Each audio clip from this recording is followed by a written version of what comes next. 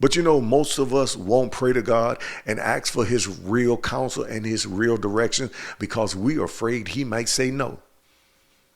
And there's a high possibility that he's going to say no to some of the decisions that you make because he knows that those decisions can be potentially destructive to you. And he's not going to give you something that's going to hurt you. He's not going to open up a door that's going to be for your demise, your spiritual hurt. He's not going to do that. But he's going to protect you even when you don't see it. You remember Balaam when he couldn't see the angels with the swords ready to kill him? Sometimes we're blind to the destruction that's out here. We run with people that's no good, but because we have rubbed elbows with them, we don't even see their no goodness. We don't even see their low downness. We don't see that they'll look for a chance and they'll stab you in their back. You'll stab you in your back. Just some people out here just foul, just some people that's corrupt.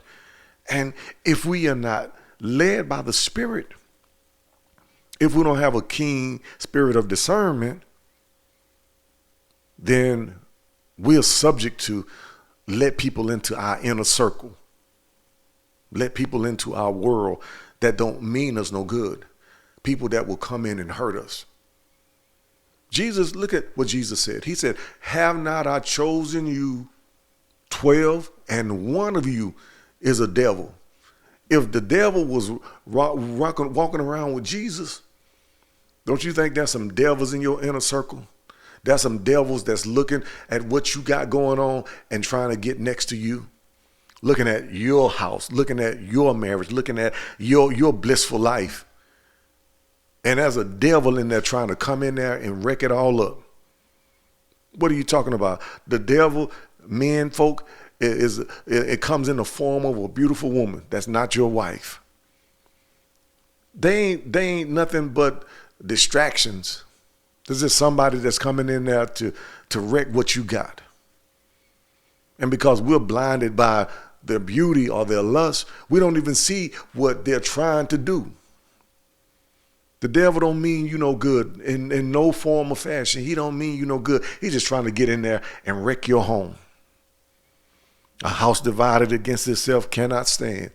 That's what he want to do. Women, there's a man out there. Just because your husband went to work and he works hard, and because he didn't compliment you on your new dress or your new hair, and some man out here that don't mean you no good, told you how good you've been looking, how well you dress, how your hair looks, and you look pretty, and you start to feel some kind of way because my husband don't do this no more. He don't do this, that, and the third for me no more. And so you let the devil come in through that opening. The Bible says don't give place to the devil. You got to watch that demon. You got to watch those spirits. You got to watch how they're trying to come in there because he has an ulterior motive. The devil always has an ulterior motive. It ain't about you. It ain't about how good you think that man look or what he got going on or how beautiful you are. The devil has an ulterior motive. The Bible says the thief, that's what he is. He's a thief, and he what comes to steal what you got, steal what you worked hard for, steal what y'all trying to build and where y'all trying to go. Y'all got a destiny together. Y'all got to build something together. Y'all got a legacy to leave. And the devil's trying to break up that legacy. His ulterior motive is to stop you from rising up, being who and what God has called you to be. You got to watch that snake. You got to watch his movement, steal, kill, and to destroy. That's what he's trying to do, destroy your marriage.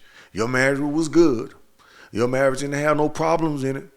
My God, and you thought just because your husband didn't pay you a compliment that he didn't love you anymore, or you lost interest in him, or you lost interest in her because she picked up a couple pounds after she lost the baby, but she worked hard to make sure that you're taken care of, and the devil is coming in telling you lies. She need to go to the gym. You ain't what you used to be. You ain't what you thought you was. And we all transition in life. I'm 54 years old. And the things that I desired when I was in my 20s, I don't desire those things anymore. I remember being young and in my 20s, all I wanted to do was run to the club. Wanted to party, wanted to do this, that. And now as I get older, I find myself wanting to just come home, kick back, relax, just enjoy the house, enjoy my children. That's the different stages and the different phases of life. So don't be fooled by the enemy. Don't be tricked by the enemy. Don't be bamboozled by the enemy. That's all he want to do is trick you out of your blessings. Let me show you something. The devil is always plotting to trick you out of your blessings. And you are most prone to be tricked out of your blessings when you are desperate. Somebody come sending me a check in the mail a few weeks ago for like $3,100. I mean, it was a legitimate check. But on the back of the check, it was like a 56 point something interest rate. That means I got to pay them over $3,000 back. Oh, the devil is a liar. I could have used that money, but I ain't gonna let you trick me into making a bad decision. No, you know what I did? Like Martin, rip rib, Gina. I'll rip rib right then. That would have been the time it would have caught me in a bad spot.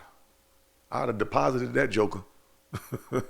You know what I'm saying? I would have deposited that, but that was that's what we do when we're desperate. We make bad decisions.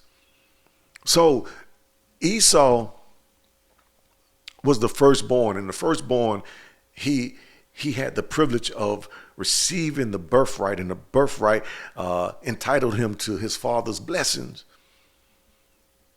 But because he got desperate, and he got hungry, and he thought he was about to starve to death just because he hadn't eaten in a day.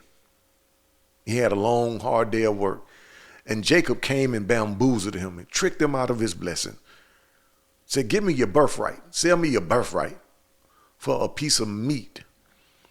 Look at what we have that's so precious, that has all the worth to it. And look what we sell our birthright for. He said, I'm at the point of death. And you talking about some birthright. Wow, man, look, this is crazy though. Look at this thing. Jacob knew the value of the birthright. Esau didn't know it, or he didn't appreciate it, but he got desperate. He said, okay, a deal. Man, that was a raw deal. Man, you lost your blessing for a piece of meat. Look at what we lose our families over. Men lose their families over some woman that's curvaceous and with a cute face. And you lose your whole family. You lose the opportunity to raise your children. You lose the opportunity to walk in your blessings and to walk in your destiny just because a woman was shaped a certain way, just because she had a beautiful face. Then you get her, she's hell on wheels. She's a nightmare on Elm Street. She's the worst thing that ever happened to you. And from that point on in your life never was what it was supposed to be. You abandon your destiny for the temporary things. Moses chose rather to suffer affliction with the people of God, rather to enjoy the pleasure of sin for a season. But we do this. If we're honest with ourselves, we make those decisions. We make those desperate decisions. We put ourselves in financial jams because we are desperate. Borrowing money, getting credit cards. We know we can't pay them back, have no strategy to pay it back, and we get in a whole bunch of debt. Before we know debt, we just drowning in debt. Can't get out of it. Interest killing us. Bad decisions, desperate. Don't ever be desperate to make moves without being led by the Spirit of God.